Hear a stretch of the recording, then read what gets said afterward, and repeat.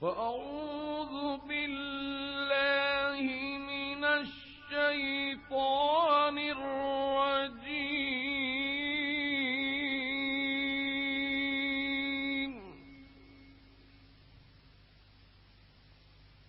بسم الله الرحمن الرحيم.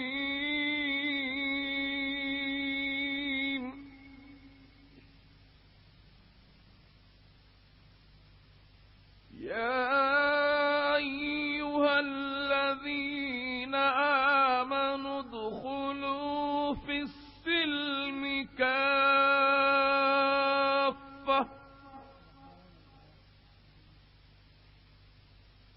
ولا تتبعوا خطوات الشيطان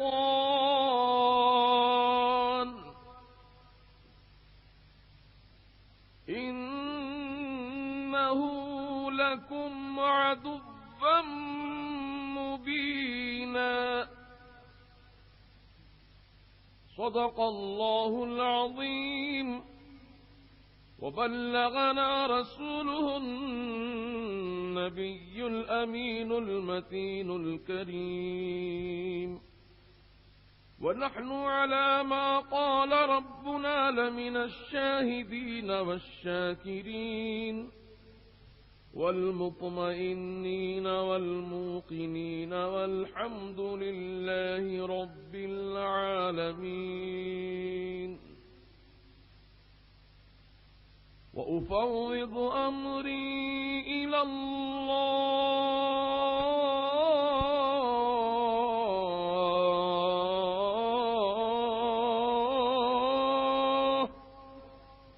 إن الله بصير بالعباد.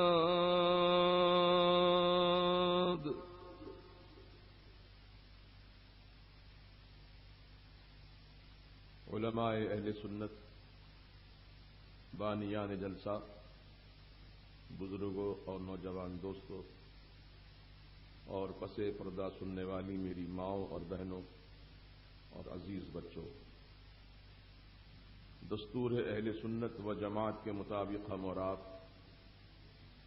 نہایت عقیدت و محبت کے ساتھ، کامل توجہ اور بھرپور وارفتگی کے ساتھ ہمارے اور آپ کے ساری کائنات کے آقا و مولا، مدنی دلہا، تاجدار عرب و عجم، صاحب لطف و کرم، باعث تخلیق آدم و بنی آدم، اللہ کے حبیب، انبیاء کے خطیب، زخم خوردہ انسانیت کے طبیب، سید عالم نور مجسم، تاجدار عرب و عجم، ارواحنا فدا، حضور احمد مجتبیٰ محمد مصطفیٰ صلی اللہ تعالی علیہ وآلہ وسلم کی بارگاہ بے کس پناہ میں ہدیہ درود و سلام پیش کریں. اللہم صلی وسلم وبارک علی سیدنا وشفیعنا ونبینا ومولانا محمد کما تحب وترضى. صلی علیہ صلاۃ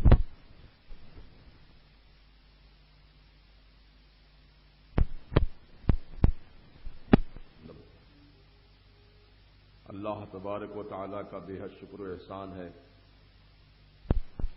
بے قدیر نے ہم اور آپ کو اس مبارک جلسے میں آنے کی سعادت بخشی، کیونکہ قوم کو جس چیز کی ضرورت ہے اسی ضرورت یہ اہلیان محلہ، خصوصاً نوجوانان اہل سنت نے بڑی محنت و جات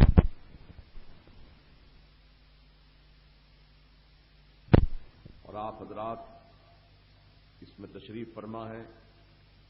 بڑی مسرت اور خوشی کی بات ہے. اس جلسے کا عنوان اصلاح عقائد و اعمال رکھا گیا ہے.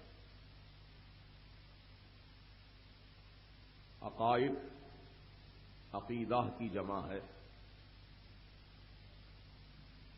یعنی عقائد کی اصلاح اور ہمارے بگڑے ہوئے اعمال کی اصلاح. ان دونوں باتوں کو انشاءاللہ المستعان آپ حضرات کی خدمات میں پیش کرنے کی سعادت حاصل کروں گا۔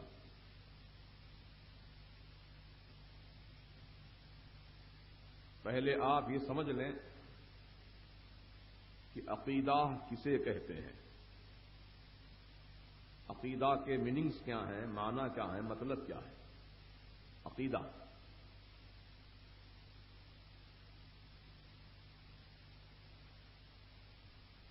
عقیدہ کے لغوی معنی ہے پختہ خیال، پکا خیال، ایسا خیال جس میں کوئی تبدیلی نہ آئے۔ اب میں آپ سے کہوں کہ یہ رات ہے اور آپ کا بھی یہی خیال ہے کہ یہ رات ہے، اب اگر کوئی دنیا کی کوئی بھی شخصیت یہ کہے کہ نہیں یہ دن ہے تو آپ ہرگز اس کی بات نہیں مانیں گے۔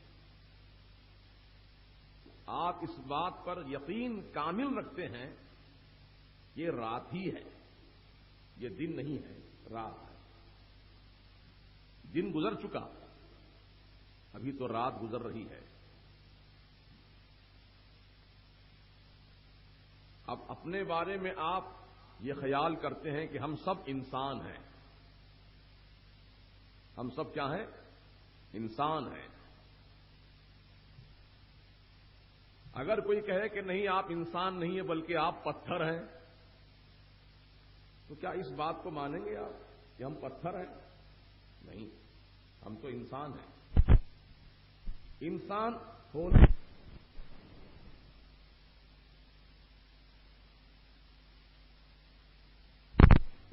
ہے کیا؟ نہیں ہے کہ ہم انسان ہیں۔ آپ یقین کے ساتھ کہہ رہے ہیں یہ رات ہے، آپ یقین کے ساتھ کہہ رہے ہیں یہ جلسہ ہے، آپ یقین کے ساتھ یہ کہہ رہے ہیں یہ روشنی ہے، آپ یقین کے ساتھ کہہ رہے ہیں یہ اسٹیج ہے، آپ یقین کے ساتھ کہہ رہے ہیں یہ کرسی ہے، آپ یقین کے ساتھ کہہ رہے ہیں کہ یہ عوام الناس کا اجتماع ہے۔ غرض کے جو بات آپ پختہ خیالی کے ساتھ اپنا لیتے ہیں اسی کو عربی زبان میں عقیدہ کہا جاتا ہے۔ تو اب عقیدہ کس کے بارے میں ہونا؟ اللہ اور اللہ کے رسول، اللہ تعالی کی کتاب، اللہ تعالی کے فرشتے، اللہ تعالی کی طاقت و قدرت، ان تمام چیزوں پر ہمارا عقیدہ درست ہونا چاہیے۔ ہم سب مسلمان ہیں اور اپنے آپ کو یہی سمجھتے ہیں اور کہتے بھی ہیں کہ مسلمان ہیں، اور مسلمانوں کا عقیدہ دو خداؤں کا نہیں ہے، ایک خدا۔ ہم سب مسلمانوں کا عقیدہ یہی ہے کہ اللہ تعالیٰ ایک ہے، اللہ تعالیٰ ایک ہے، وحدہ لا شریک ہے، نہ اس کی ذات میں کوئی شریک ہے، نہ اس کی صفات میں کوئی شریک ہے، نہ اس کے افعال و قدرت میں کوئی شریک ہے۔ وہ ہر اعتبار سے اپنی ذات و صفات میں یکا و تنہا ہے۔ اب یہ خیال اتنا مضبوط ہم نے اپنا لیا کہ اب دنیا کی کوئی طاقت ہم کو اس عقیدے سے پھرا نہیں سکتی۔ ہم اللہ کو ایک ہی مان رہے ہیں اور مرتے دم تک اللہ تعالیٰ کو ایک ہی مانیں گے۔ جان نکل رہی ہو تو بھی یہی نعرہ ہوگا اللہ احد، اللہ ایک ہے۔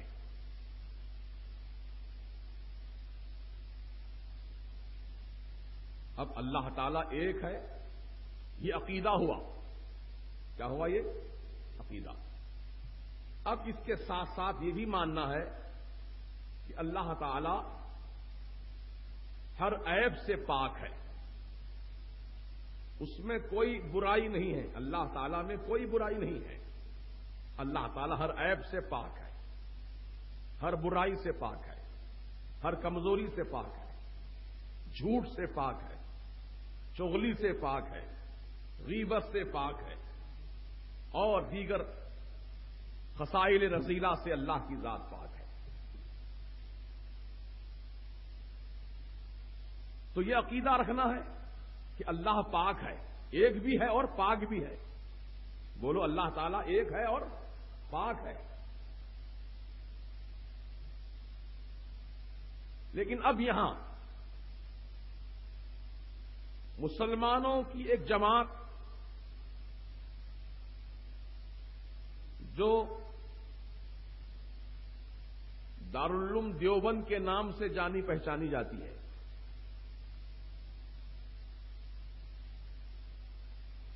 اس دارالعلوم دیوبند کے جو اکابر علماء گزرے ہیں ان میں سے ایک عالم کا نام ہے مولوی خلیل احمد امبیٹوی۔ اس عالم نے اپنی کتاب میں یہ لکھا کہ اللہ تعالی جھوٹ بول سکتا ہے۔ تو اب یہاں عقیدہ بدل گیا اس کا۔ یہی ہے فرق۔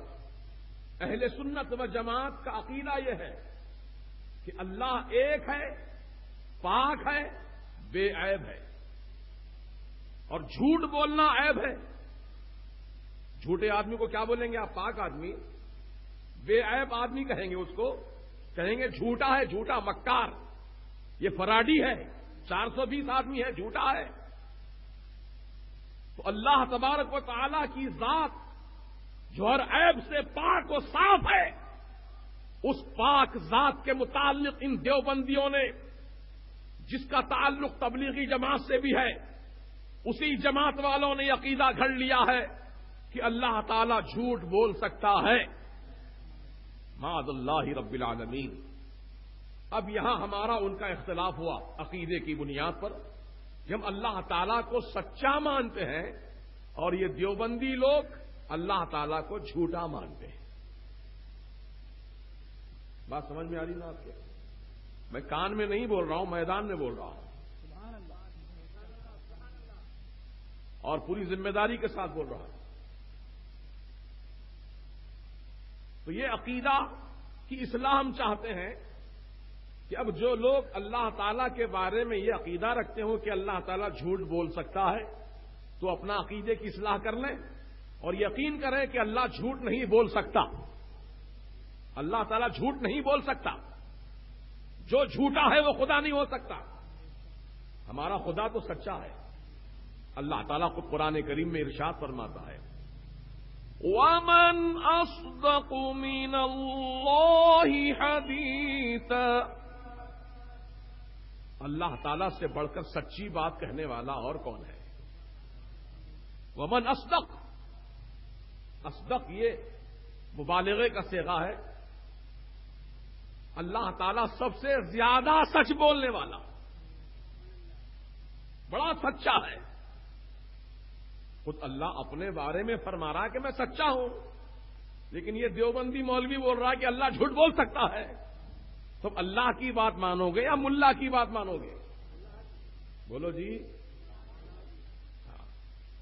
تب یہی ہے معاملہ سمجھنے کا، کیونکہ ہمارے نوجوان طبقہ اور بہت سے عمر رسیدہ افراد بھی جو گہرائی میں نہیں گئے ان کا صرف ظاہری دیکھا، ان کی داڑھی دیکھی، ان کی ٹوپی دیکھی، ان کا لمبا جبہ دیکھا، ان کا اونچا پائجامہ دیکھا، پیشانی پر نماز کا کالا داغ دیکھا، ہاتھ میں لمبی تسبیح دیکھی، مسواک کی کاڑی کا اسپیشل جیب دیکھا تو سمجھ گئے بڑے متقی آدمی ہیں۔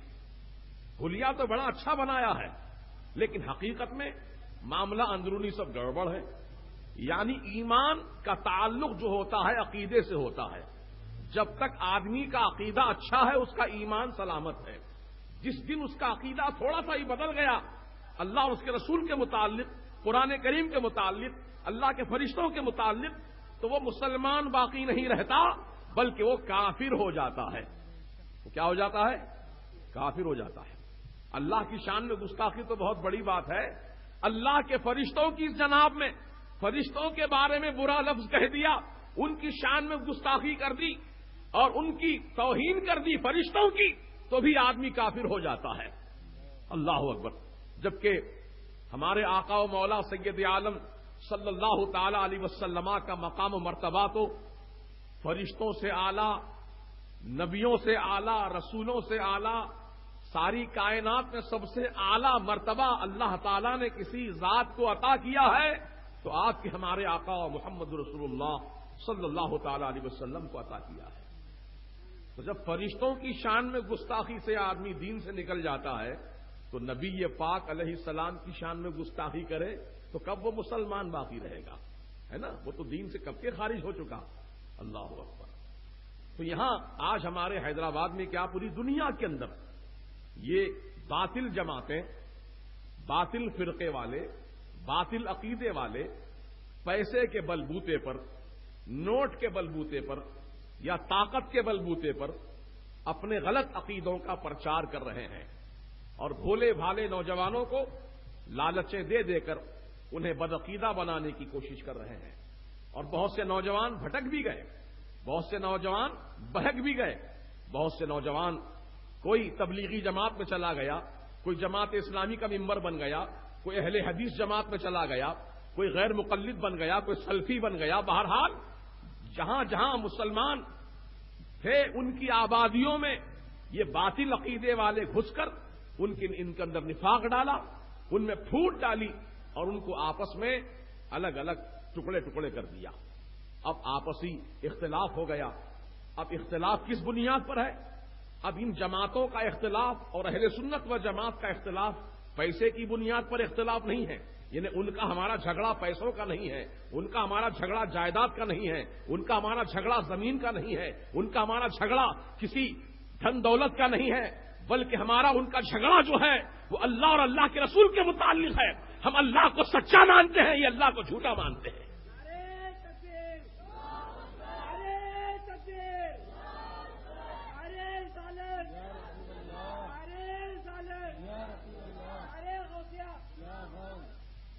اب آپ ایسا عقیدہ رکھنے والوں کو کیا آپ سلام کریں گے جو اللہ کو جھوٹ بولتا ہے؟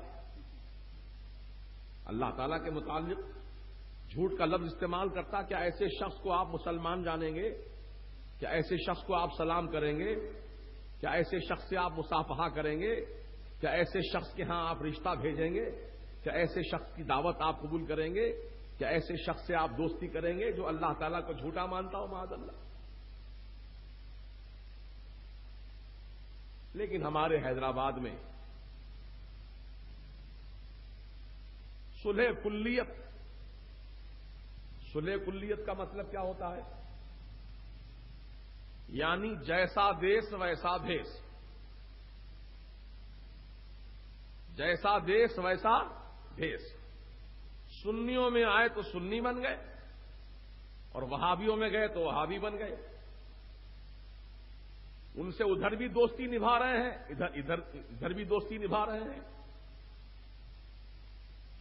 تو یہ صلح کلیت کا جو ماحول ہمارے اندر جو بس گیا ہے، اس ماحول کو بدلنے کی ضرورت ہے۔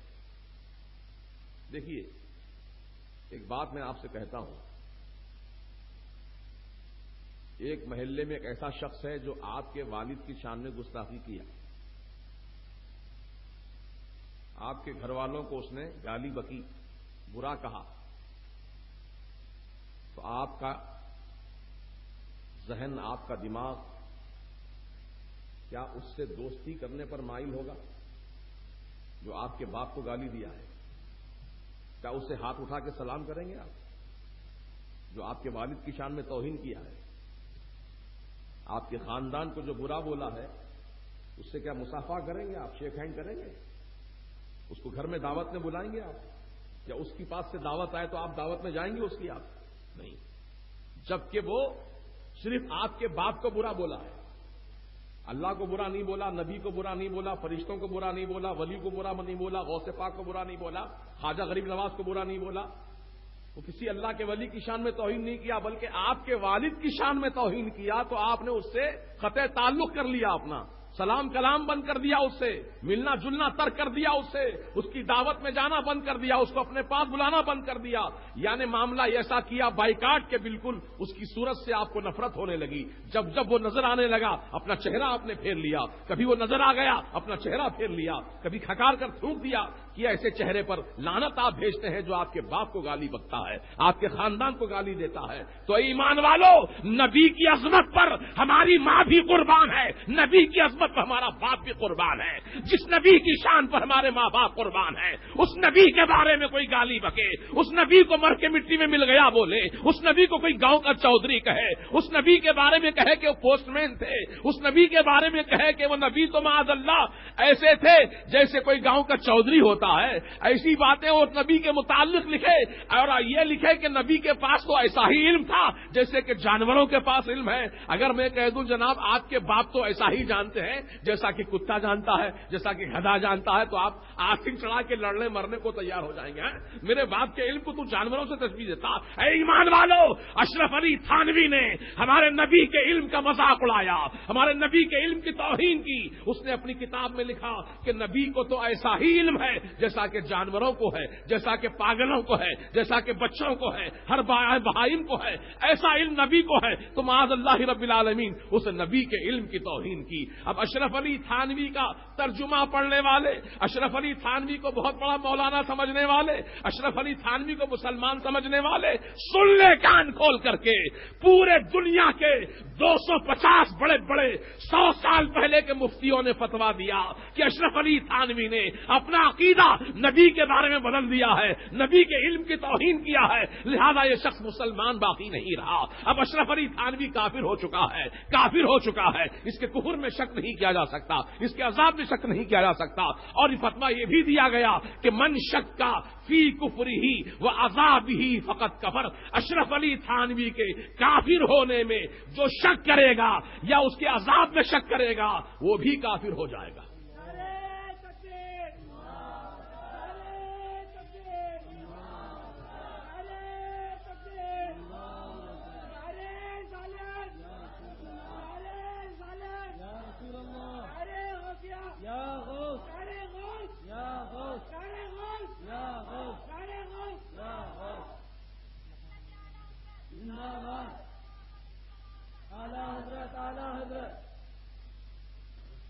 مولوی خلیل احمد تنبیٹھوی نے جو جملہ لکھا کہ اللہ صاحب جھوٹ بولنے پر قادر ہے، انہیں جھوٹ بول سکتا ہے، یہ جملہ براہین قاطعہ نام کی کتاب میں لکھا گیا ہے۔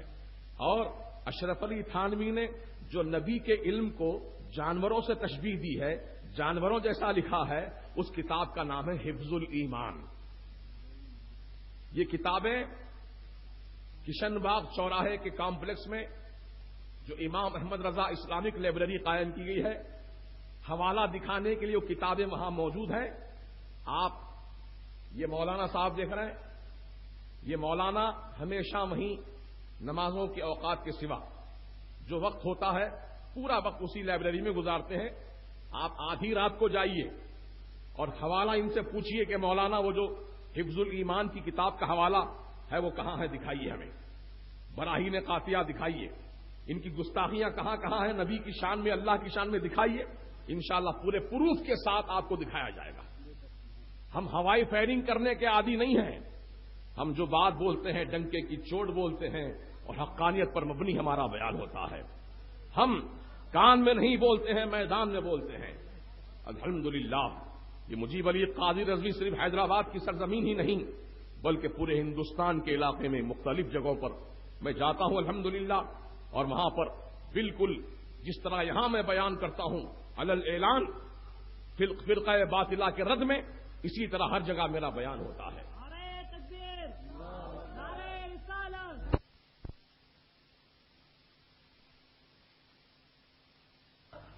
اب آپ غور کیجیے، اشرف علی تھانوی کو ہمارے حیدرآباد میں بہت بڑا ایک عالم سمجھتے ہیں، تھا بھی بہت بڑا عالم، وہ ایسی بات نہیں ہے، عالم تھا، مولوی تھا، فاضل تھا، کامل تھا، سب کچھ تھا، لیکن گستاخ رسول تھا۔ شیطان بھی بہت بڑا عالم تھا، نہیں ہے، شیطان بھی بہت بڑا عالم، فرشتوں کو سکھاتا تھا، معلم الملکوت فرشتوں کا استاد جنت میں رہتا تھا، ہم تو زمین پر ہیں، وہ تو جنت میں رہتا تھا۔ جنت میں فرشتے اس کو جھولا جھلاتے تھے شیطان کو، تو جھولے کا جھوکا جب ادھر جاتا تو 70,000 فرشتوں کو اس جھوکے میں در سے ہدایت دیا کرتا تھا۔ جب جھولے کا جھوکا ادھر آتا، اتنا لمبا جھوکا ہوتا تھا، وہ جھوکا جاتے جاتے 70,000 فرشتوں کو سبق دے کر جاتا تھا۔ ایک ایک جھوکے میں 70,000 فرشتوں کو سبق دیتا تھا، ایسا بڑا استاد، لیکن مردود ہو گیا۔ کیوں ہوا؟ نبی کی شان میں گستاخی کیا، یہی نا؟ اللہ کی شان میں سجدہ کرنے سے انکار نہیں کیا، نبی کی تعظیم میں سر جھکانے سے انکار کیا۔ واقعہ یہ ہے کہ جب اللہ تعالیٰ نے آدم علیہ السلام کو پیدا کیا، ان کی تخلیق کی، تو اللہ کا حکم ہوا اسجدوا لآدم، آدم کو سجدہ کرو۔ یہ قرآن کریم میں سب تفصیل موجود ہے، آپ دیکھ سکتے ہیں۔ اسجدوا لآدم اللہ کا فرمان ہے، تم سجدہ کرو آدم کے لیے۔ تو سارے فرشتے اللہ تعالیٰ کا حکم پا کر سجدے میں سجدہ ریز ہو گئے آدم علیہ السلام کے سامنے۔ لیکن ابلیس شیطان، جس کا نام عزازیل بھی ہے، ابلیس بھی ہے، شیطان بھی ہے، وہ اکڑ کر کھڑا رہا، وہ جھکا نہیں، سجدہ نہیں کیا۔ تو اللہ تعالیٰ نے اس سے فرمایا کہ تو نے سجدہ کیوں نہیں کیا آدم کو؟ جبکہ میں نے تجھے حکم دیا تھا، تو نے سجدہ کیوں نہیں کیا؟ تو شیطان کیا بولا؟ حجت کیا اللہ تعالیٰ سے، خلقتنی من نار وخلقتہ من طین، اے اللہ تو نے مجھے آگ سے بنایا ہے۔ شیطان کیا بولا؟ مجھے تو نے آگ سے بنایا ہے اور آدم کو تو نے مٹی سے پیدا کیا ہے۔ مولا مٹی تو پستی میں رہتی ہے اور آگ بلند رہتی ہے، میں بلند چیز سے بنایا گیا ہوں، بلندی والا ہوں، یہ پستی والے کے سامنے کیوں کر جھکوں؟ میں نہیں جھکتا اس کے سامنے، تیرے سامنے جھکوں گا، تیرے لیے سجدہ کروں گا اے اللہ، لیکن آدم کے سامنے نہیں جھکوں گا، آدم کی تعظیم نہیں کروں گا، آدم کو سجدہ نہیں کروں گا۔ تو یہیں سے شیطان کی فطرت معلوم ہو گئی، شیطان کا نیچر معلوم ہو گیا کہ شیطان کبھی بھی اللہ تعالیٰ کی عبادت سے انکار نہیں کیا، کبھی نہیں کیا، آج بھی نہیں کرتا ہوں۔ اگر شیطان سے کہا جائے کہ چل نماز پڑھ، فوراً پڑھ لے گا۔ اس سے کہیں چل روزہ رکھ لے گا۔ اس سے کہیں چل خانے کعبہ کا طواف کر، وہ طواف بھی کر لے گا۔ چل مسجد میں آ کے بیٹھ جا، مسجد میں آ کے بیٹھے گا۔ چل محلے میں گشت کر، تو گشت بھی کر لے گا۔ جو کہیں گے وہ کرنے کو تیار ہوگا، لیکن اس سے کہیں گے تو کھڑے ہو کر، اے شیطان تو کھڑے ہو کر یا نبی سلام علیکہ، یا رسول سلام علیکہ، کھڑے ہو کر نبی کو سلام کر، تو شیطان بولے گا کہ ہاں یہ کام مجھ سے نہیں ہو سکتا، یہ سلام نہیں پڑھ سکتا، میں جتنا چاہو سجدے کروں گا اللہ کو، اللہ کے لیے سجدے کروں گا، اللہ کے لیے نماز پڑھوں گا، لیکن نبی کو سلام نہیں کروں گا۔ یہ ہے شیطان کا نیچر، یعنی عبادت کے لیے تیار، تعظیم سے انکار۔ تب یہ جو جماعتیں نکلی ہیں، چاہے وہ تبلیغی جماعت ہو یا اہل حدیث جماعت ہو یا SIO ہو یا جماعت اسلامی ہو، یہ سب جماعتوں کا یہی معاملہ ہے، عبادت کو تیار ہیں، نماز پڑھیں گے، فجر پڑھیں گے، ظہر پڑھیں گے، عصر پڑھیں گے، مغرب پڑھیں گے، عشاء پڑھیں گے، چاش پڑھیں گے، اوابین پڑھیں گے، صلاۃ اللیل پڑھیں گے، صلاۃ التہجد پڑھیں گے، اوابین پڑھیں گے، سب پڑھیں گے۔ لیکن ان پڑھنے والوں سے، نماز پڑھنے والوں سے کہو ذرا مدینے کی طرف کھڑے ہو کر یا نبی سلام علیکہ کہہ دو، مصطفیٰ جان رحمت پہ لاکھوں سلام کہہ دو، تو کہیں گے یہ کام ہم سے نہیں ہوگا، یہ شرک ہے، ہم اس کو شرک سمجھتے ہیں، معاذ اللہ۔ ارے اللہ تبارک و تعالی جس نبی کو سلام فرماتا ہے، ذرا اٹھاؤ قرآن اٹھاؤ پیارے، اللہ تعالیٰ قرآن میں کیا فرما رہا ہے؟ سبحان ربک رب العزت عما یصفون وسلام علی المرسلین والحمد للہ رب العالمین۔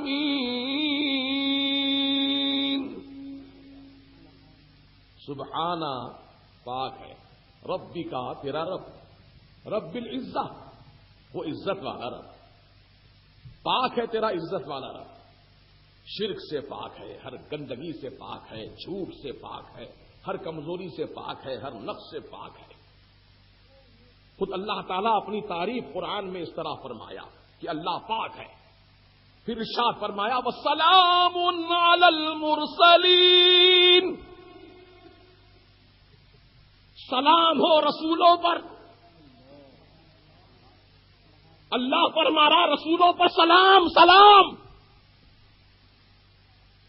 اللہ سب سے بڑا نبی کو رسول کو سلام فرماتا ہے قرآن میں، ملا چھوٹا نبی کے سلام سے انکار کرتا ہے۔ اب بولو اللہ کی بات مانو گے یا ملا کی؟ یہ قرآن ہے پیارے، اے اہل حدیثو، یہ حدیث نہیں بیان کر رہا ہوں، قرآن۔ اگر حدیث بیان کرتا تو تم کہتے ضعیف حدیث ہم نہیں مانتے۔ اب قرآن کے بارے میں کیا کہو گے؟ قرآن کی آیت ضعیف ہے، معاذ اللہ، ضعیف آیت ہے یہ، قرآن کی آیت ہے، انکار کرو گے تو کافر ہو جاؤ گے۔ سلام علی المرسلین، اور اٹھاؤ قرآن کے پارے، کہیں اللہ نے فرمایا سلام علی ابراہیم، رسول کا نام لے کر سلام فرما رہا ہے، ابراہیم پر سلام ہو۔ سلام علی موسیٰ، سلام ہو موسیٰ پر۔ سلام علی الیاسین، سلام ہو الیاسین پر۔ اور ہمارے آقا کے متعلق فرمایا ان اللہ و ملائکتہ یصلون علی النبی، بے شک اللہ تبارک و تعالی اور اس کے فرشتے درود و سلام بھیجتے ہیں نبی پر۔ اے ایمان والو، تم بھی درود بھیجو اس نبی کی بارگاہ میں، اور سلام بھیجو جیسے سلام بھیجنے کا طریقہ، اور اچھا طریقے سے سلام بھیجو۔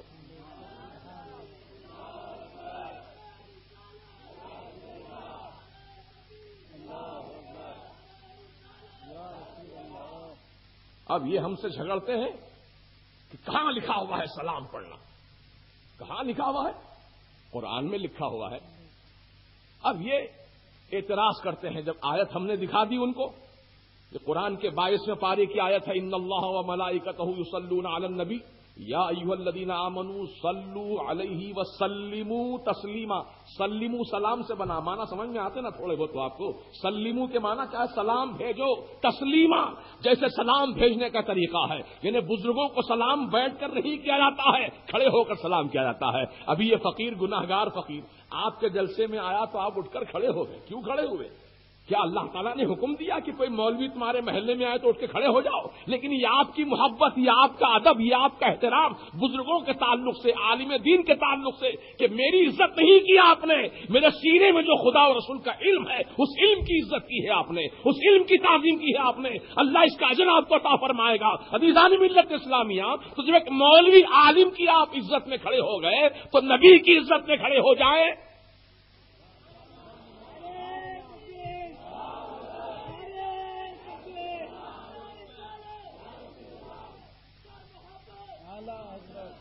ہم تو یہی کہتے ہیں، اللہ تعالیٰ نبی کی تعظیم کرنے کا حکم قرآن میں دیا ہے۔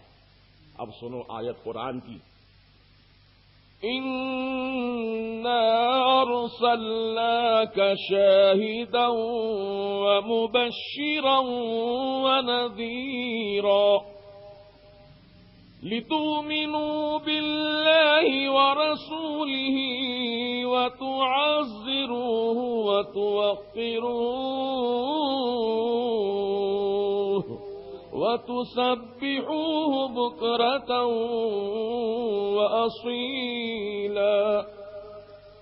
اِنَّا بے شک ہم نے، ارسلنا کا آپ کو بھیجا، اے محبوب ہم نے آپ کو بھیجا۔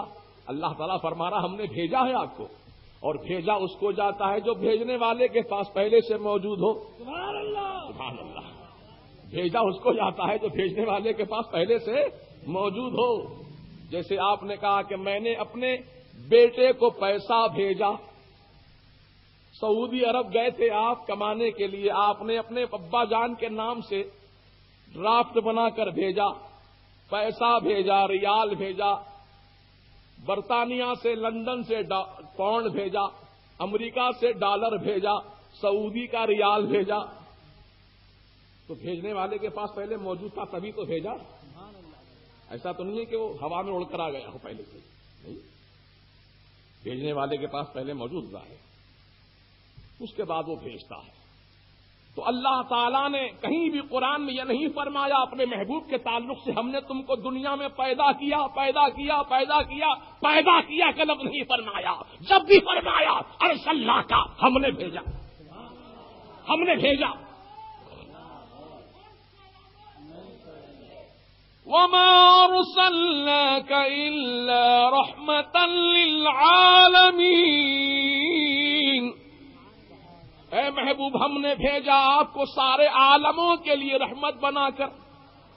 انا ارسلناک شاہدا، اے حبیب ہم نے آپ کو گواہ بنا کر بھیجا، حاضر و ناظر بنا کر بھیجا. ونذیرا، ہم نے آپ کو عذاب الہی سے ڈرانے والا بنا کر بھیجا، ہم نے آپ کو خوشخبری سنانے والا بنا کر بھیجا. وداعیا الی اللہ، اور ہم نے آپ کو اللہ کی طرف دعوت دینے والا بنا کر بھیجا. بِإِذْنِهِ، اپنے حکم سے. وَسِرَاجًا مُنِيرًا، اور اے محبوب ہم نے تم کو چمکتا روشن چراغ بنا کر بھیجا.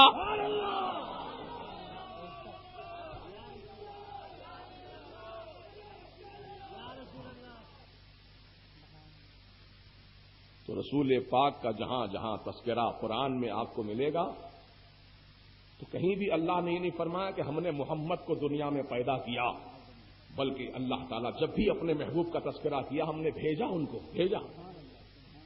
کہیں فرمایا وہ آئے تشریف لائے تمہارے پاس. اب سنو تشریف لانے کے بارے میں قرآن میں کہاں کہاں ذکر موجود ہے.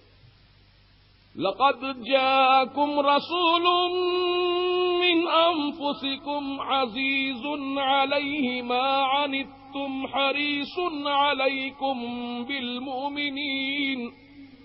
بالمؤمنين رؤوف رحيم. لقد جاءكم، تحقیق تمہارے پاس تشریف لائے، آئے.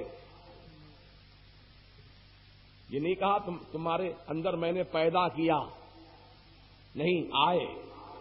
کہیں فرمایا قد جاءكم من اللہ نور وکتاب مبین. تحقیق آیا تمہارے پاس اللہ کا نور. کس کس انداز میں اللہ تعالیٰ نے اپنے حبیب کی تعریف قرآن میں فرمائی ہے. اے ایمان والو، ذرا مقام غور و فکر ہے کہ جو اللہ تبارک و تعالیٰ ساری کائنات کا معبود ہے، اکیلا خالق ہے، مالک ہے، وہ اللہ تعالیٰ اپنے نبی کی تعظیم کرنے کا حکم اپنے بندوں کو قرآن میں دیا. اب اس نبی کی تعظیم کرنے سے یہ مسلمان نام کا کلمہ تو پڑھ رہا ہے، نبی کا نام تو لے رہا ہے، لیکن نبی کی تعظیم کرنے کو تیار نہیں ہے. تو ایسی تعظیم نہ کرنے والی جماعتوں سے ہمارا کوئی تعلق نہیں ہو سکتا. وہ ہو سکتا ہے؟ نہیں ہو سکتا، ہے نا. جو بے ادب ہیں، جو تعظیم سے انکار کرتے ہیں، ان سے ہمارا کوئی رشتہ ناتا نہیں ہو سکتا. یہ عزم بالجزم اپنے اندر پیدا کرو، اسی کا نام عقیدے کی اصلاح ہے. اور یہ بدعقیدوں کے ساتھ جو نبی کی تعظیم سے انکار کریں، جو نبی کے علم غیب کا انکار کریں، جو نبی کی شفاعت کا انکار کریں، جو سرکار کے اختیارات کا انکار کریں، ایسے منکرین سے اپنا کوئی رشتہ ناتا نہ رکھیں، ان سے کوئی تعلق نہ رکھیں، ورنہ آپ کا شمار بھی اسی میں ہوگا. اللہ کے رسول صلی اللہ تعالی علیہ وسلم نے فرما دیا، صحیح حدیث ہے مسلم شریف کی اور دیگر کتابوں کے اندر یہ روایت موجود ہے. آقا نے فرمایا، اب حدیث پاک کے الفاظ سنو. یہ حدیث بھی آپ کو لائبریری کے اندر دکھا دی جائے گی کتاب کے اندر. یہ حدیث بھی آپ کو لائبریری امام احمد رضا میں حدیث کی کتاب موجود ہے، انوار الحدیث نام سے، جو مسلم شریف کی روایتیں اور بخاری شریف کی روایتیں اس میں جمع کی گئی ہیں. حدیث کے الفاظ آپ کو دکھا دیے جائیں گے. اب سنو وہ حدیث کے الفاظ میں کچھ الفاظ میں آپ کو سناتا ہوں، سن لو. میرے آقا فرماتے ہیں وَلَا تُسَلِّمُوهُمْ، ان بدعقیدوں سے، ان وہابیوں سے، ان بد مذہبوں سے، ان برے عقیدے والوں سے آقا فرماتے تم ان کو سلام نہ کرو، ولا تسلموہم، ان کو سلام مت کرو، ولا تصافحوہم، ان سے مصافحہ بھی مت کرو، ولا تجالسوہم، ان کی صحبت میں بھی نہ بیٹھو، ولا تآکلوہم، ان کے ساتھ نہ کھاؤ، ولا تشاربوہم، نہ ان کے ساتھ پانی پیو، ولا تناکحوہم، نہ ان کے ساتھ نکاح کا رشتہ کرو۔ یہ سب حدیث کے اندر موجود ہے، اپنے باپ کے گھر کی بات نہیں بول رہا ہوں۔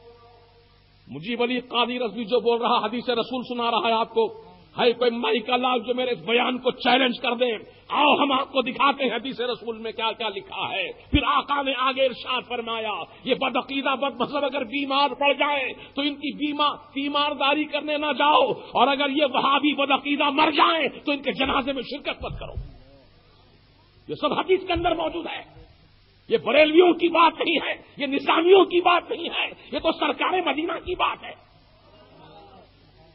ایمان والو، اب تمہارا ایمان، تمہارا عقیدہ نبی کے متعلق یہ ہونا چاہیے، نبی نے جو فرما دیا اس پر ہمارا سر خم ہو، ہماری جان اس پر قربان ہو، یہ جذبہ ہر مسلمان کے سینے میں ہونا چاہیے۔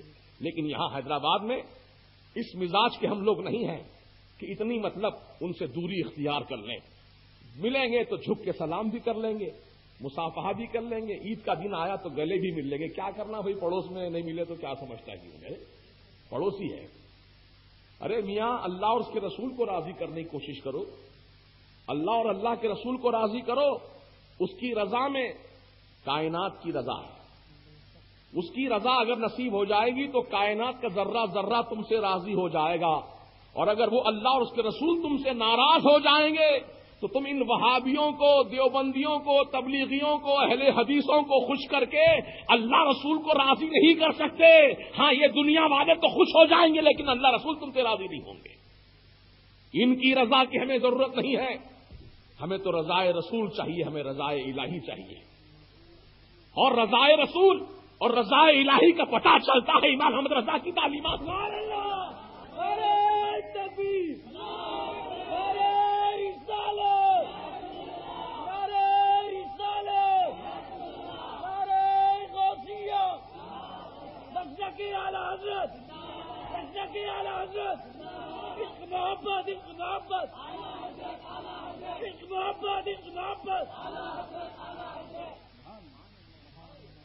مقصود تو ہمارا وہی ہے، رضائے الہی۔ رضائے الہی ملتی ہے رضائے رسول سے، جس بندے سے رسول راضی اس سے اللہ راضی۔ اب رضائے رسول کا پتہ ملتا ہے امام احمد رضا کی تعلیمات سے، جن کو ہم مسلک اعلی حضرت کے نام سے جانتے ہیں۔ یہاں پر کوئی جھول نہیں ہے، مسلک اعلی حضرت کی ہم اس لیے تعریف کرتے ہیں، اس لیے اس کو مانتے بھی ہیں کہ اس میں کوئی جھول والی بات نہیں ہے، اس میں چول پلی کا جھول نہیں ہے، اس میں ماشاءاللہ اس میں چول پلی کا جھول نہیں ہے، اس کے اندر جو ہے بالکل معاملہ ٹنا ٹن معاملہ ہے، ایک دم صحیح صحیح کھری کھری بات سنا دی گئی ہے۔ اللہ اللہ، اس میں کوئی بھی مطلب پھیر پھیر والی بات نہیں ہے۔ اب یہاں ہمارے پاس جو شیورام پلی میں دارالعلوم حیدرآباد کے نام سے بہت بڑا ادارہ قائم کیا، حیدرآباد کے مسلمانوں سے چندہ لے کر اور دیگر علاقوں سے چندہ وصول کر کے بہت بڑی عمارت تعمیر کی۔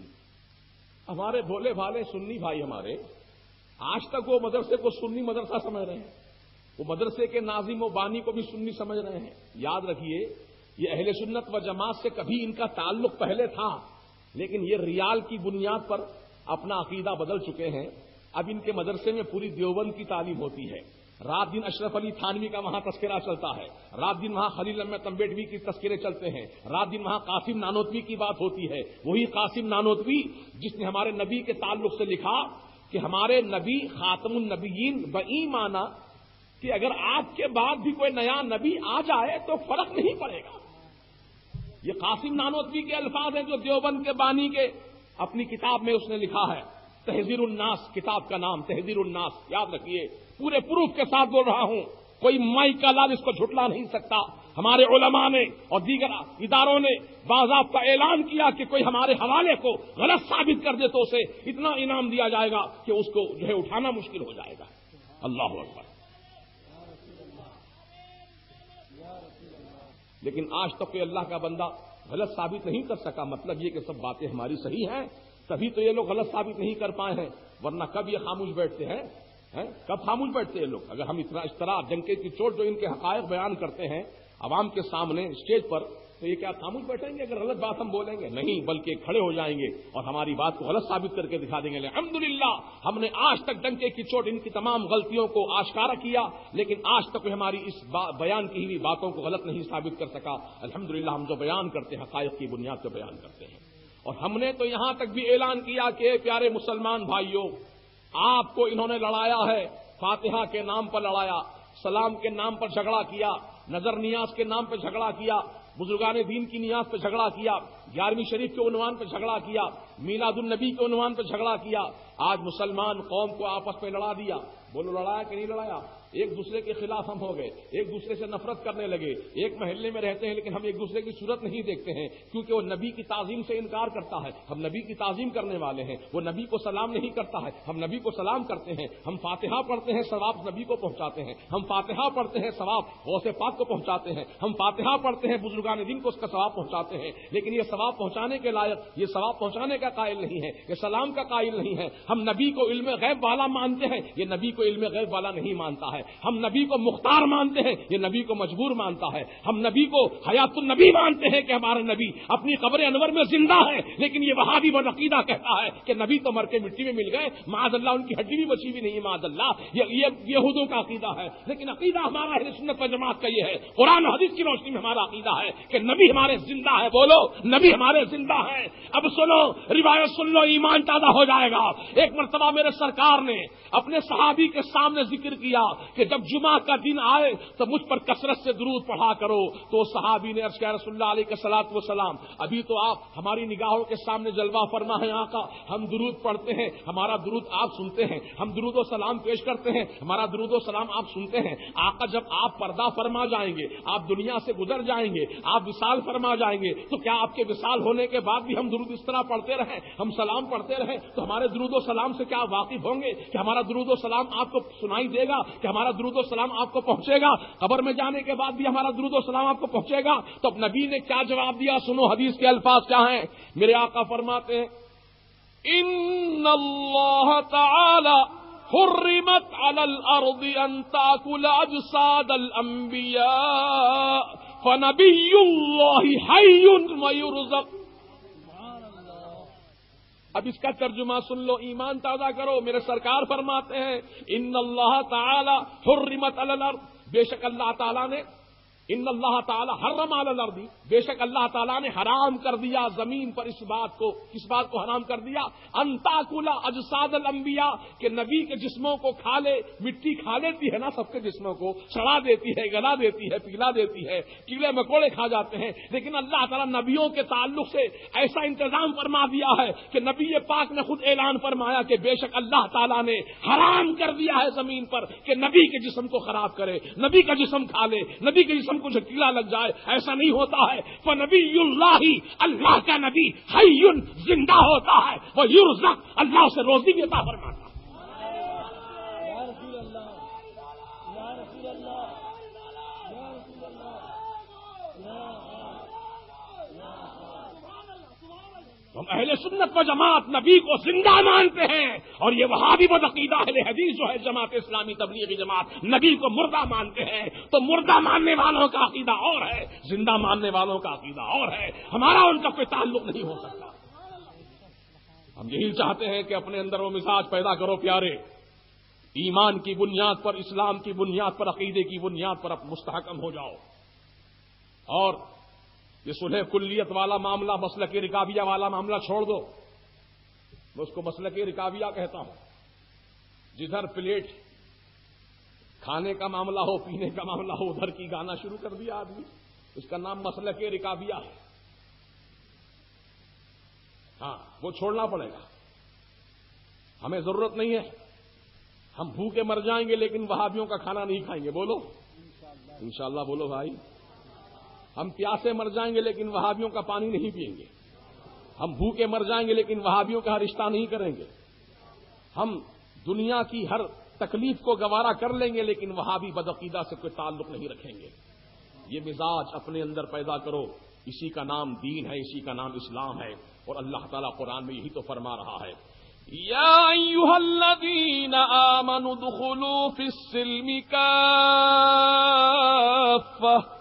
اے ایمان کا دعویٰ کرنے والو, اے ایمان والو, اے وہ لوگ جو ایمان لا چکے, ادخلوا تم داخل ہو جاؤ.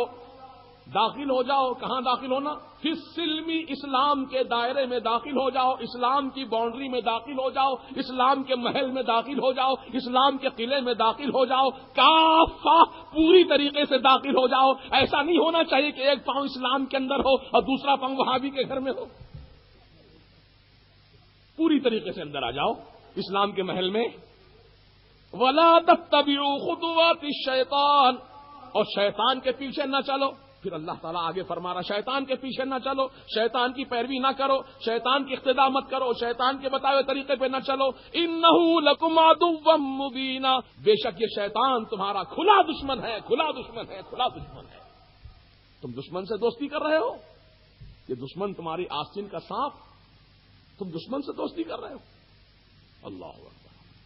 تو یہ ہمارے اندر نبی کی محبت جتنی زیادہ ہوگی, دشمن رسول سے نفرت بھی اتنی زیادہ ہوگی.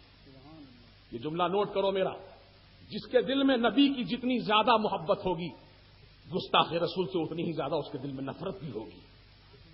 نبی کی محبت دل میں ہو اور گستاخ رسول سے دوستی, ایسا نہیں ہو سکتا.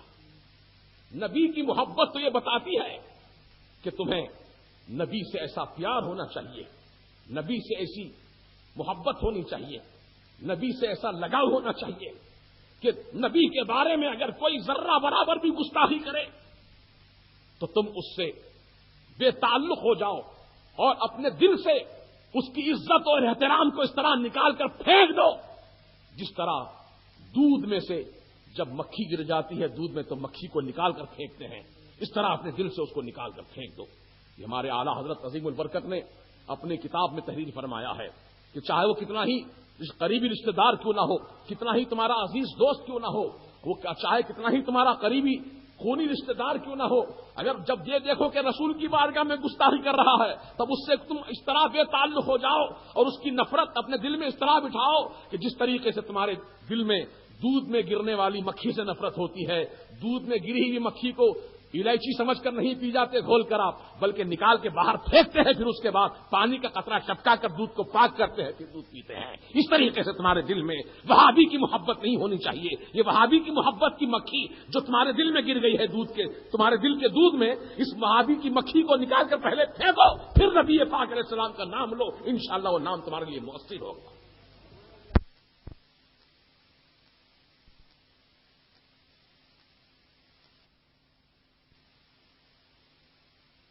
آپ کے سامنے بیان کیا ہوں, میں یقین کرتا ہوں کہ آپ نے ان باتوں پر بھی یقین کیا ہوگا.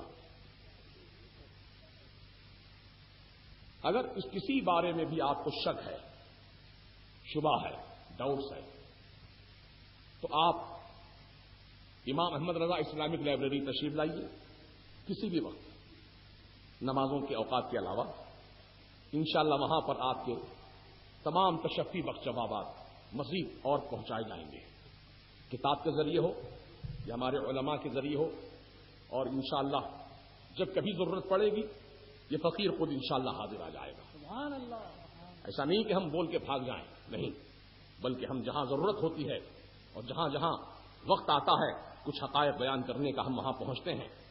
الحمدللہ ہم نے تو یہاں تک اعلان کیا پورے ہندوستان کی سرزمین پر ان وہابیوں کو للکار کر کہا کہ اے وہابی جماعت والو, اے تبلیغیوں, اے جماعت اسلامی والو, اے اہل حدیثوں, اے قادیانیوں, اے رافضیوں, خدا را ہمارے سنی نوجوانوں کو مت چھیڑو, ان کے ساتھ تم کھلواڑ مت کرو, ان کے عقیدے کا سودا مت کرو, ان کا ایمان خراب مت کرو, ان کے دل سے محبت رسول کو نہ نکالو, ان کے سینے سے عشق مصطفیٰ کو نہ چھینو, ان کے سینے سے غوث و خواجہ کی عقیدت کو نہ نکالو, کیونکہ ہماری سارا زندگی کا سرمایہ عشق رسول ہی تو ہے, ہماری زندگی کا سرمایہ محبت رسول ہی تو ہے, ہماری زندگی کا سرمایہ عشق اولیاء ہی تو ہے, اس کے سوا ہمارے پاس اور کیا ہے. یہ نمازیں, یہ بے شک نماز اپنی جگہ ہے, روزہ اپنی جگہ ہے, زکات اپنی جگہ ہے، حج اپنی جگہ ہے، لیکن ہم کو بھروسہ اپنی نماز پر نہیں ہے، نماز لانے والے مصطفیٰ پر ہمارا بھروسہ ہے۔ ہم کو روزے پر یقین نہیں ہے کہ روزہ ہمیں بخشوا دے گا، ہم کو روزے والے آقا پر یقین ہے کہ رسول پاک کی شفاعت ہو جائے گی، تمہاری بخشش ہو جائے گی۔ اللہ اللہ، ہم کو اعمال پر یقین نہیں ہے، بلکہ اعمال سکھانے والے نبی کی ذات پر ہم کو یقین ہے۔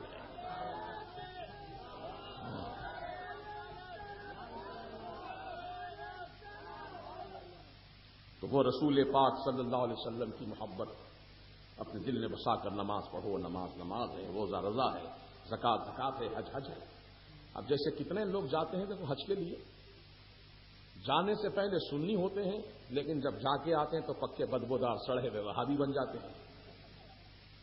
اللہ اکبر، بڑا تعجب ہوتا ہے، بہت کم لوگ بچ کے آتے ہیں وہاں سے، اور ان کا خیال یہ ہوتا ہے کہ ارے اسلام سعودی عرب سے پھیلا، اسلام مکے مدینے سے پھیلا، وہاں پر فاتحہ نہیں، انڈیا میں فاتحہ کہاں سے آ گئی؟ وہاں سلام نہیں ہے، یہاں سلام کہاں سے آ گیا؟ وہاں 11ویں 12ویں نہیں ہے، یہاں 11ویں 12ویں کہاں سے آ گئی؟ یہ ذہن لے کر کے نوجوان بھٹک کر آتا ہے، وہاں نہیں ہے یہاں کیوں ہے؟ اسلام تو وہاں سے پھیلا، وہاں ہونا چاہیے تھا، یہاں کیسے آ گیا یہ؟ تو سنو اس کا جواب۔ سن 1857 عیسوی سے پہلے، تاریخ یاد رکھنا، سن 1857 عیسوی سے پہلے، 1857 سے پہلے وہاں پر سنیوں کی حکومت تھی۔ کہاں پر؟ مکے مدینے میں۔ ترکی لوگ تھے، ترکیوں کی حکومت تھی، یمنیوں کی حکومت تھی، عاشق رسول، سچے عاشق رسول۔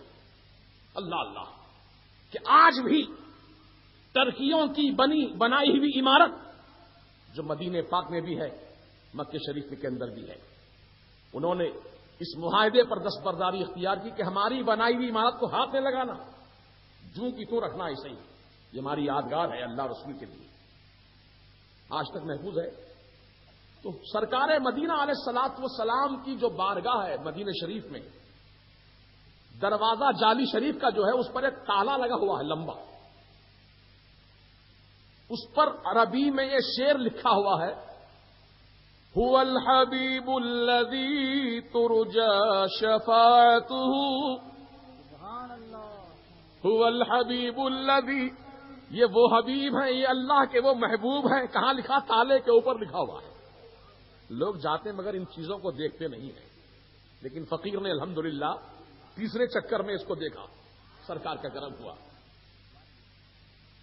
کوئی دکھانے والا ہو تو دیکھنے کے لائق ہوتے ہیں۔ تو یہ شعر اس پر لکھا ہے، قصیدہ بردہ شریف کا یہ شعر ہے، هو الحبیب الذی ترجى شفاعته، یہ وہ اللہ کے حبیب ہیں جن سے ہم شفاعت کی امید رکھتے ہیں۔ ہم کو امید ہے کہ یہ نبی پاک خدا کی بارگاہ میں ہماری شفاعت فرمائیں گے۔ آج تک وہ تالا نہیں بدل سکے یہ لوگ، کیونکہ ترکیوں نے لگایا تھا تالا، جو سنی تھے، عاشق رسول تھے، اور معاہدہ ان کا اگریمنٹ یہ ہوا ہے کہ ہماری بنائی ہوئی چیز کو نہیں بدلیں گے۔ تو آج تک وہ تالا دوں کا تو محفوظ ہے۔ تو معلوم ہوتا ہے ترکیوں کا عقیدہ کیسا تھا اور یہ یہودیوں کا عقیدہ کیسا ہے۔ فرق سمجھ لو گا۔ 1857 عیسوی کے بعد چینجز آئے وہاں پر۔ جنت البقیع میں سیدہ فاطمہ زہرا کا مزار پاک بنا ہوا تھا۔ سیدہ فاطمہ زہرا کون ہیں؟ یہ رسول اللہ صلی اللہ علیہ وسلم کی مقدس شہزادی ہیں۔ اللہ اللہ، میرے سرکار بہت پیار فرماتے تھے اپنی صاحبزادی سے، بہت پیار فرماتے تھے میرے آقا۔ فرمایا کہ جس نے فاطمہ کو تکلیف پہنچائی اس نے مجھے تکلیف دی، جس نے مجھے تکلیف دی اس نے اللہ تعالیٰ کی بارگاہ میں اس نے اذیت پہنچائی۔ یعنی فاطمہ کا رشتہ رسول نے ایسا ظاہر فرما دیا کہ جس نے فاطمہ کو اذیت دی اس نے مجھے اذیت دی، جس نے مجھے اذیت پہنچائی اس نے اللہ کی بارگاہ میں گستاخی کی۔ اور کیجیے آپ کہاں سے کہاں بات پہنچتی ہے۔ یہ کون سیدہ فاطمہ زہرا ہے؟ یہ مقدس خاتون ہیں کہ جو ہمیشہ پاک رہتی ہیں، طاہر رہتی ہیں، طیبہ طاہرہ سیدہ ظاہرہ، جان احمد کی راحت پہ لاکھوں سلام۔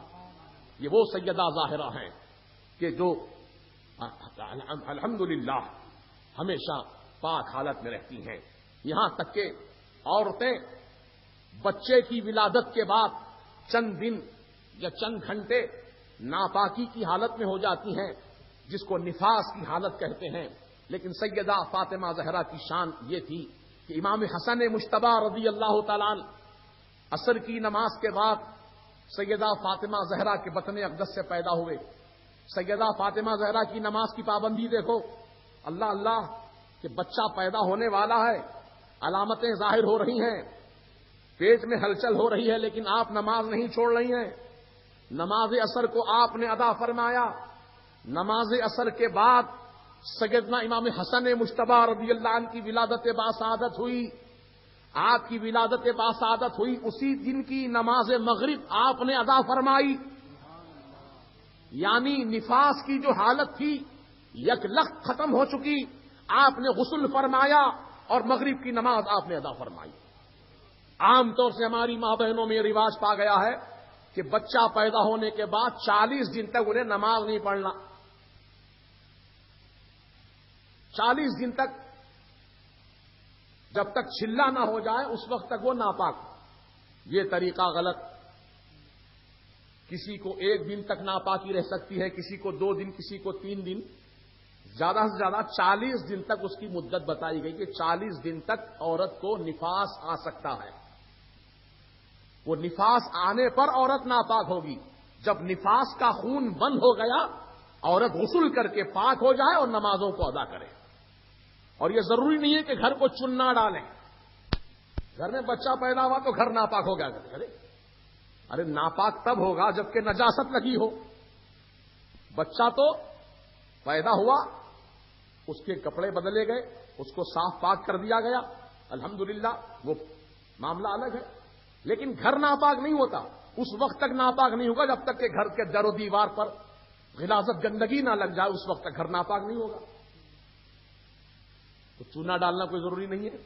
بغیر چونا ڈالے کے گھر میں نماز پڑھ سکتے ہیں آپ. نماز کی پابندی کیجیے اور سیدہ فاطمہ زہرا کی سنت اور کردار کو اپنائیے.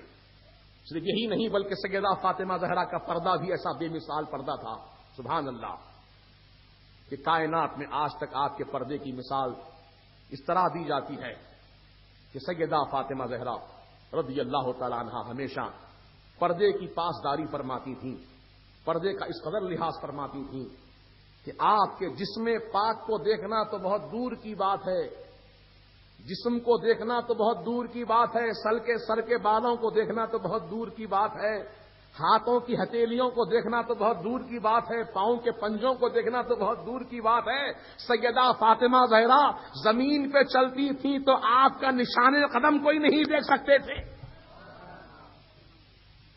قدم کا نشان نہیں پڑتا تھا زمین پر, یا پڑتا بھی تھا تو اس کو پوشیدہ کر دیا جاتا تھا کسی طریقے سے. اللہ تعالیٰ کی طرف سے یہ انتظام تھا. اور رسول پاک علیہ السلام کے ساتھ معاملہ ایسا ہوا کہ ایک مرتبہ سرکار کے ساتھ جا رہی تھیں آپ میدان مباہلہ میں, تو سرکار آگے آگے چل رہے ہیں, پیچھے پیچھے سیدہ فاطمہ زہرا چل رہی ہیں, فاطمہ زہرا کے پیچھے مولا علی چل رہے ہیں. اب چلنے کی ترتیب یہ تھی کہ سرکار جہاں اپنا پاؤں رکھ کر اٹھاتے تھے فاطمہ زہرا وہیں پر اپنا پاؤں رکھتی تھی. فاطمہ زہرا کے پاؤں اٹھاتے ہی سیدنا علی وہیں پر اپنا پاؤں رکھتے تھے. تو گویا انداز ایسا تھا چلنے کا کہ سرکار کا قدم پہلے, پھر فاطمہ کا قدم اس کے اوپر, پھر فاطمہ کے قدم کے اوپر مولا علی کا قدم. یعنی فاطمہ کے قدم کو بیچ میں چھپا دیا گیا. نہ زمین دیکھ سکی نہ آسمان دیکھ سکا. ایسا پردہ تھا فاطمہ زہرا کا کہ ان کے بدن کا دیکھنا تو بہت دور کی بات ہے, ان کے قدم کے نشان کو کوئی نہیں دیکھ سکا. اے میری ماں بہنوں, تم بھی پردہ کرتی ہو, برقع پہنتی ہو, لیکن تمہارا برقع برائے نام برقع, ایسا برقع جس کو پہننے کے بعد بھی ایسا معلوم ہوتا ہے کہ عورت بے پردہ ہے. آنکھیں نظر آتی ہیں. اب تو سامنے سے پورا برقع کھلا ہوا چل رہا ہے فیشن, کہ بالکل اندر جو لباس پہنے ہیں وہ سارا لباس راستہ چلتے وقت سب کو نظر آتا ہے کہ عورت کون سا لباس پہنی ہے, کون سے رنگ کے کپڑے پہنے ہیں. اور پھر خوشبو لگا کر عورتیں بازاروں میں گھومتی ہیں, سینٹ لگا کر خوشبو لگا کر کے سینٹ کی خوشبو مہکاتی ہوئی بازاروں سے گزرتی ہیں. یاد رکھو سرکار مدینہ علیہ السلام نے منع کیا ہے کہ عورت خوشبو لگا کر بازاروں میں نہ جائے. وہ گلی کوچوں سے نہ گزرے، کیونکہ اس کی خوشبو سے اگر کوئی نوجوان سونگھ کر مست ہوتا ہے اور اس عورت کے بدن سے کپڑوں سے آنے والی خوشبو سونگھ کر مست ہوتا ہے تو گویا وہ نوجوان نے اپنی ناک کا زنا کیا، وہ ناک کا زناکار ہوگا۔ زنا صرف ایک قسم کا نہیں ہوتا، کئی قسم کا زنا ہوتا ہے، آنکھوں کا زنا، ناک کا زنا، زبان کا زنا، کانوں کا زنا۔ اب عورت اگر اپنے پاؤں میں گھنگرو کی چین پہن کر چل رہی ہے، چلنے پر چھن چھن کی آواز آ رہی ہے، اور اگر کوئی منچلا نوجوان اس چھنجنے کی آواز، اس چین کی، گھنگرو کی آواز سن کر دل ہی دل میں خوش ہو رہا ہے تو گویا وہ آواز سن کر کے خوش ہو رہا ہے تو اس نے گویا کانوں کا زنا کیا۔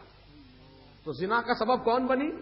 وہ عورت جو ایسا پازیب پہن کر جا رہی ہے جس سے چلنے سے آواز پیدا ہو رہی ہے۔ بنو سمرو، اے میری ماں بہنوں، تم بناؤ، سنگار کرو، اچھا لباس پہنو، خوب تم سمرو، زیور اچھے سے اچھا پہنو، لیکن بازاروں میں گھومنے کی نیت سے نہیں بلکہ اپنے شوہر کو راضی کرنے کی نیت سے پہنو۔ تمہارا شوہر جب تم کو دیکھے، جب وہ کام کاج سے فارغ ہو کر گھر کو آئے تو تم اس طرح بن سنور کر گھر میں بیٹھو کہ تمہارا شوہر دیکھتے ہی اس کی ساری تھکان دور ہو جائے اور تم کو دیکھ کر خوش ہو جائے۔ یہ ہے میرے سرکار کی تعلیمات، یہ ہے سیدہ فاطمہ زہرا کا کردار کہ بازاروں میں گھومتی پھرتی نہیں تھی، اللہ اللہ، وہ تو ایسی پردے میں رہتی تھی کہ جب ان کا انتقال کے وقت قریب آیا تو آپ نے سیدنا مولا کائنات کو اپنے پاس بلا کر کہا، اے میرے سرتاج مولا علی، میری ایک وصیت کو یاد رکھیے گا۔ کہا کیا وصیت ہے آپ کی بتائیے؟ تو فرماتی ہے سیدہ فاطمہ زہرا کہ اے مولا علی، آج تک کوئی غیر محرم کی نگاہ میرے بدن کو نہ دیکھ سکی، میں چاہتی ہوں کہ میرے انتقال کر جانے کے بعد میرے جنازے کو کسی غیر محرم کی نگاہ دیکھنے نہ پائے، کسی کی نگاہ میرے جنازے کو بھی نہ دیکھنے پائے، لہذا میرا جنازہ جو ہے دن کے اجالے میں نہ اٹھانا، رات کے اندھیرے میں اٹھانا، رات کے اندھیرے میں اٹھانا اور جنازے پہ کالا کپڑا ڈالنا تاکہ رات کی تاریکی اور کالے کپڑے کا رنگ دونوں یکساں ہو جائیں اور کوئی جنازہ میرا دیکھ نہ سکے۔ ایسا پردہ تھا ان کا۔ آج سارا فساد، نوجوانوں کا ذہنی بگاڑ، ان کے اخلاق و کردار کا فقدان جو ہو رہا ہے، عورتوں کی وجہ سے جو بے پردہ گھومتی پھرتی ہیں۔ اور ابھی کالجوں کا ماحول تو ایسا ہو گیا ہے علمان والحفیظ کہ وہاں آزادانہ خیالات ایک دوسرے کے جاننے کا موقع ملتا ہے، اور نوجوان بچے، نوجوان بچیاں تنہائی میں وقت گزارتے ہیں اور آپس میں ایک دوسرے سے دوستی بھی کرتے ہیں، اور بات بڑھتے بڑھتے آگے تک بہت دور تک نکل جاتی ہے اور معاملے بگڑ جاتے ہیں، خاندانوں کی عزتیں پامال ہو جاتی ہیں۔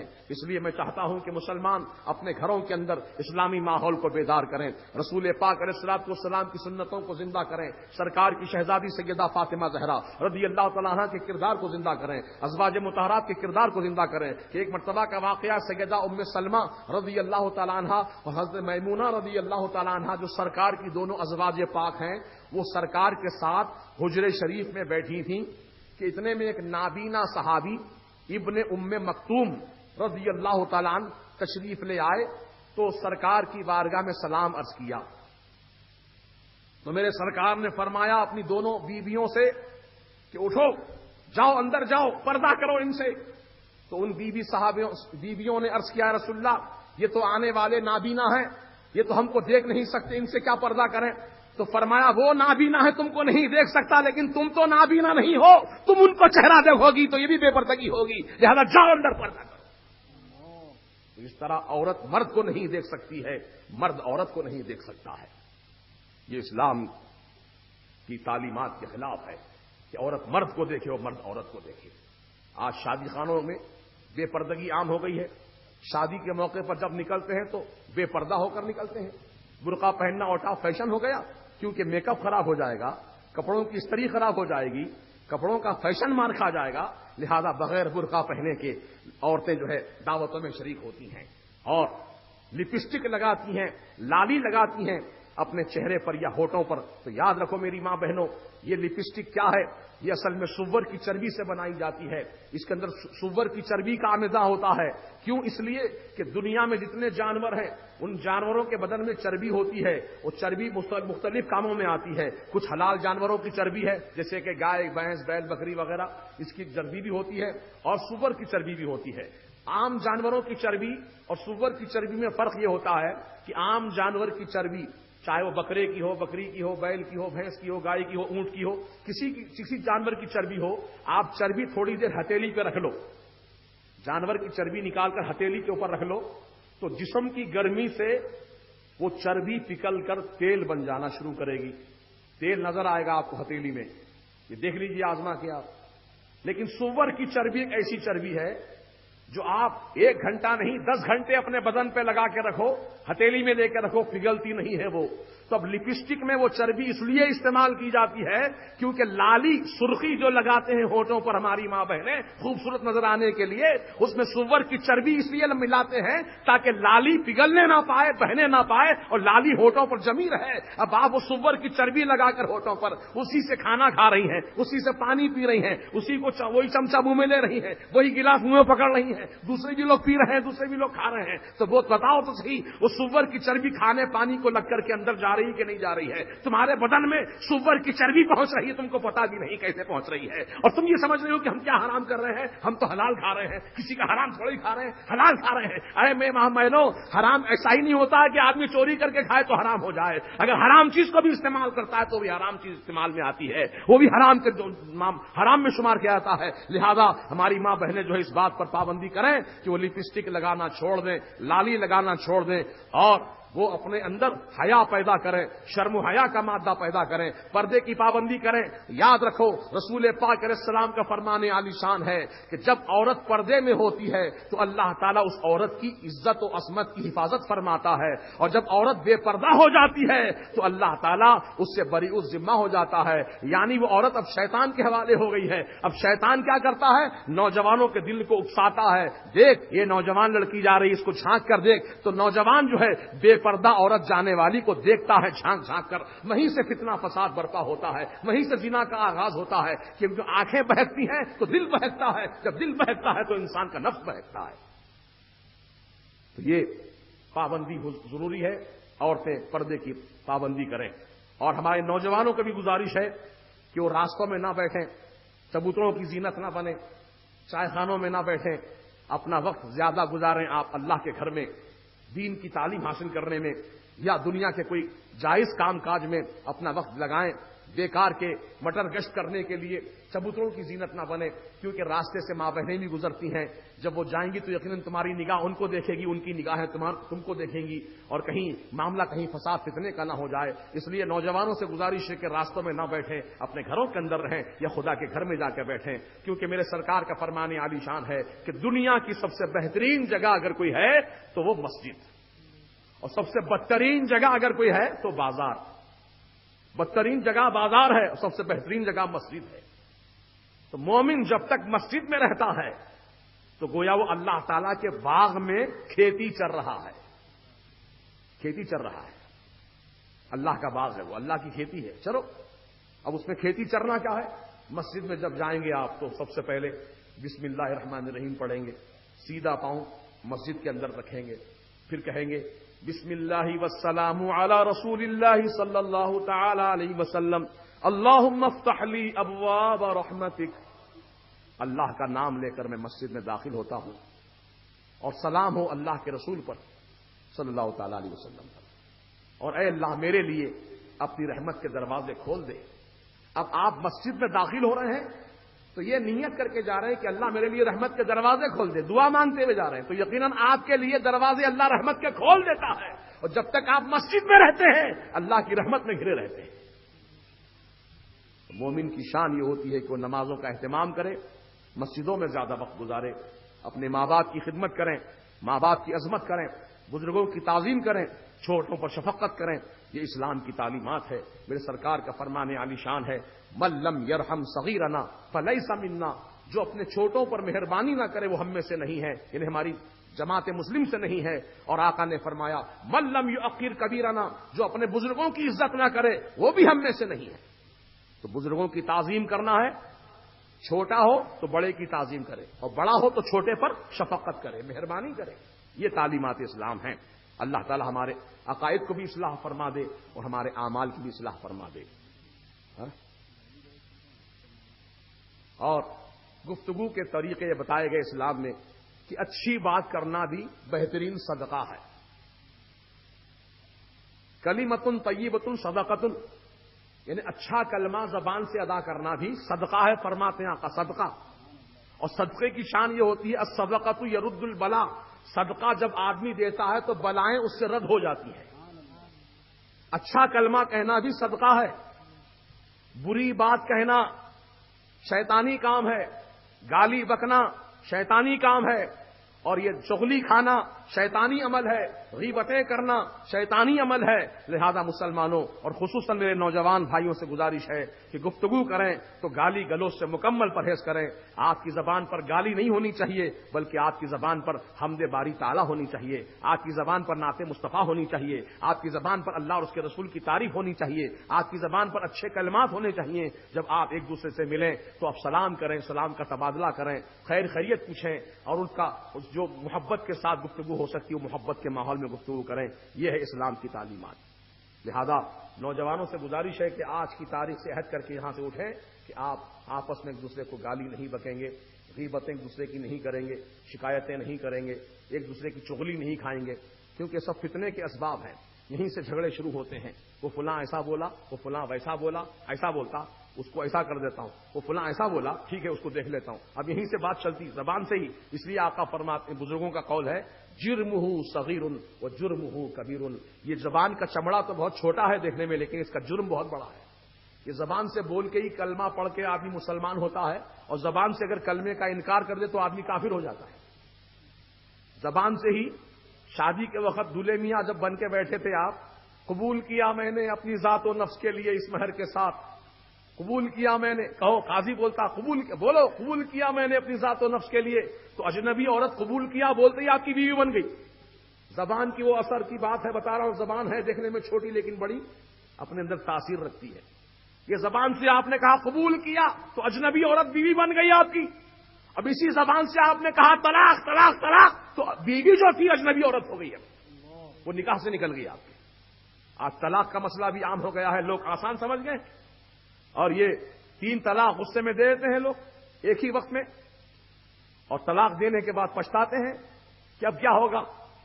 اب جاتے ہیں مولویوں کے پاس فتوے لیتے ہیں، اب ایسے بھی کچھ نام نہاد مفتی نکل گئے ہیں جو 3 طلاق کو بھی ایک طلاق کہہ رہے ہیں۔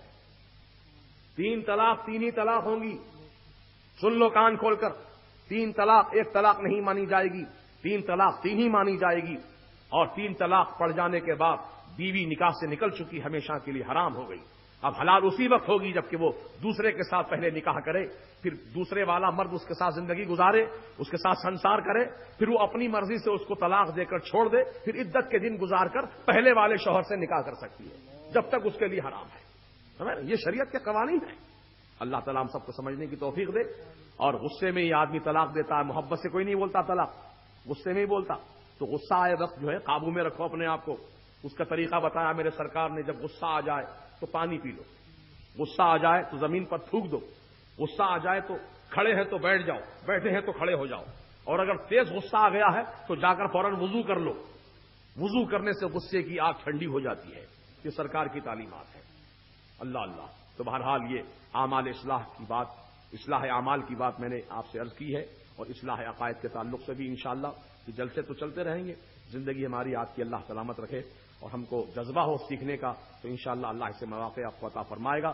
قابل مبارکباد ہیں اہلیان محلہ، خصوصاً نوجوانان اہل سنت، جنہوں نے رات دن محنت کر کے اس محفل کو سجایا، خاص کر ہمارے اعظم میاں اور نعیم میاں اور ان کے تمام ہم نوا ساتھی، اور ہمارے عثمان بھائی، جاوید میاں، اور جو بھی نوجوانان محلہ نے اس محفل کو سجانے میں سرگرم طریقے سے حصہ لیا۔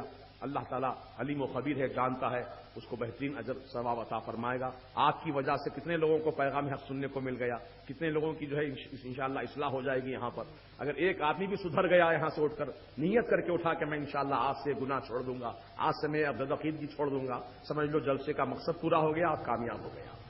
اللہ تعالیٰ ہم سب کو کامیابی عطا فرمائے، ایمان کی سلامتی کے ساتھ دارین کی برکتیں، رحمتیں، نعمتیں عطا فرمائے۔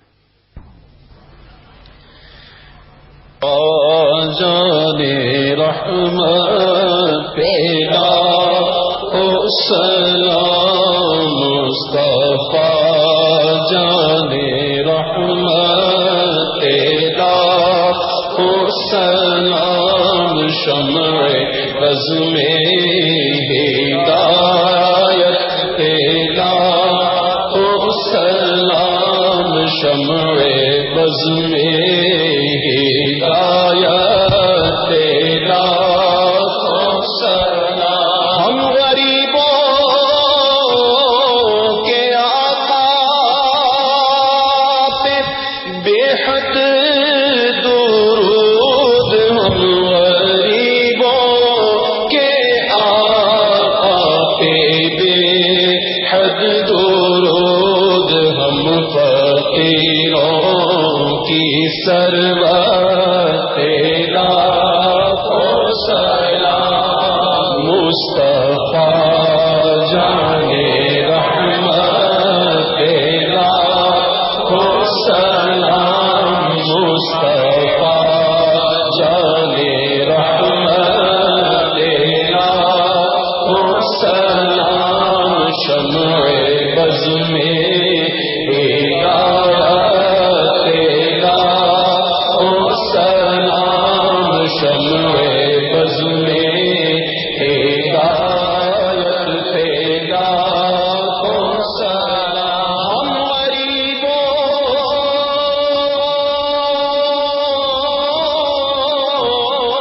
کے